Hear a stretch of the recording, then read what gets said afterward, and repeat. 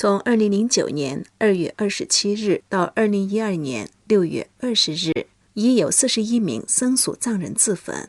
为什么他们采取这样的行动？西藏境内到底发生了什么，让如此悲惨的自焚事件持续不断？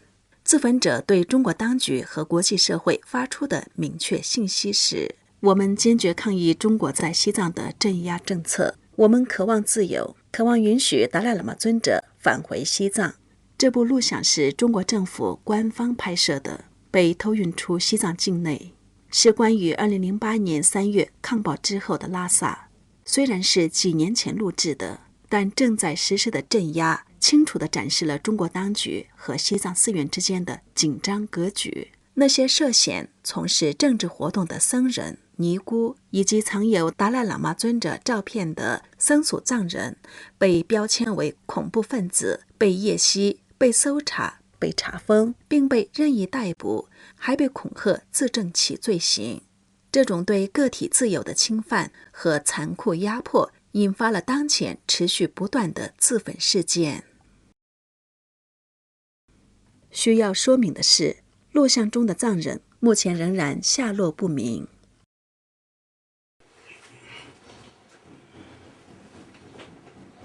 蹲下是蛮得说的。对啊。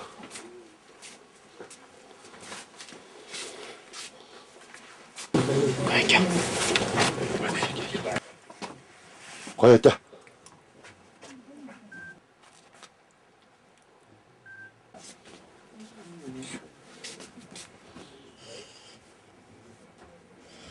那当初也会等的。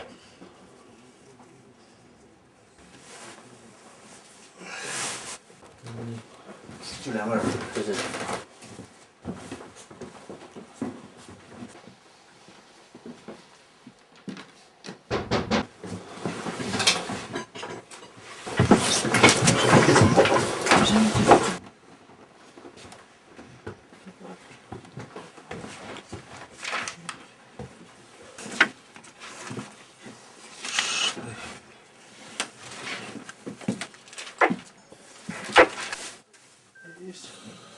真的，放了平底地好吧，地上吧，是原始块的地上吧？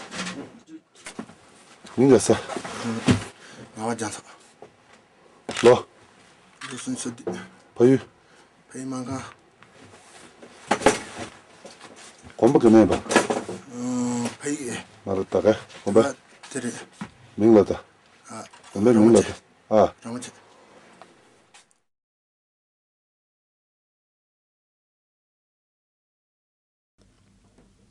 接下来的录像显示，中国当局发现了僧人藏有达赖喇嘛尊者的照片，这在西藏境内是被禁止的。作为罪证，中国当局强行对收藏照片的僧人和照片一起拍照，这正是文化大革命的再现。应该是。老。这个也是不要来。培育。5张。5张。6张。光不给那个。6张。光不给那个。好吧。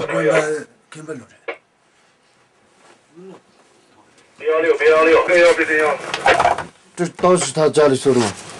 어떤 말을 고세? 완수라지. 딩 말을. 这得。군좀 말을. 这到送哪个用的？不是，这딩 말을. 딩 말을. 딩 말을. 1、2、3、4、5张。5张。照片。这边5张。不要倒运的。你问一下是从。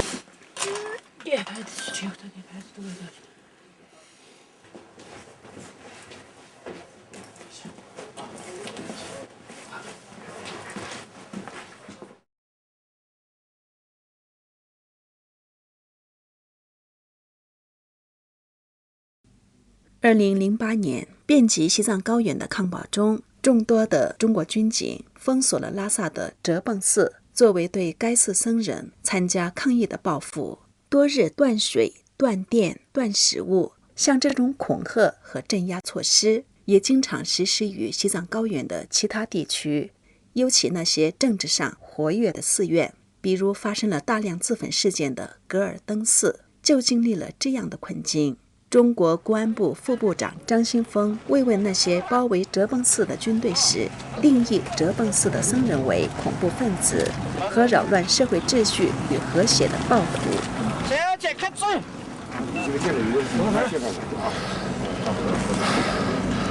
今天，咱们公安部张新峰副部长和自治区党委常委、政法委书记、公安厅厅长王斌义来看望大家，大家欢迎。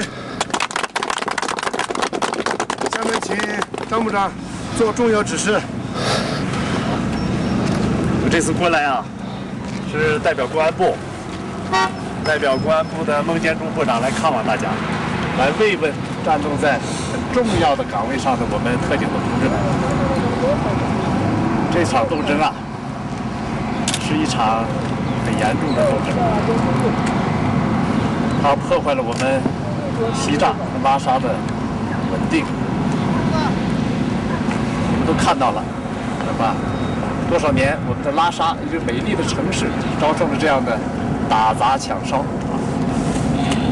我们要彻底的平息这次事件，要把这些参与打砸抢烧的犯罪嫌疑人要把他依法处理。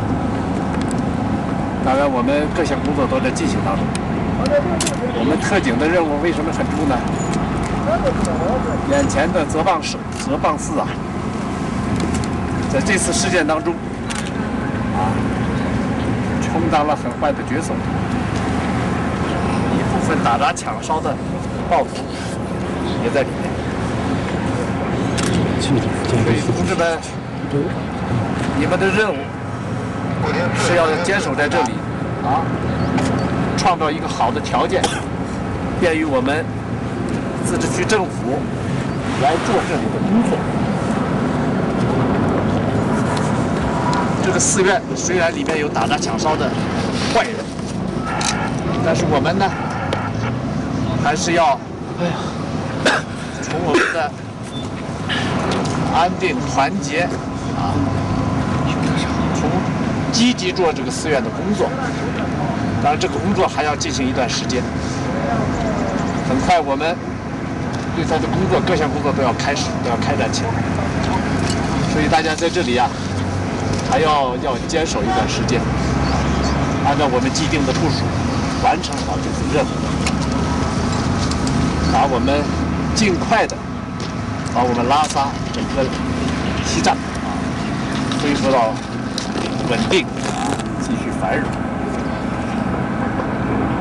今天我是和自治区的党委常委、公安厅长斌一同志，还有拉萨市局的齐多吉局长一块来看望大家，感谢同志们的工作。好，谢谢同志们。民警看民警啊，手上被thủ上，我不去，那个安保也在这接受。好，这里有警长。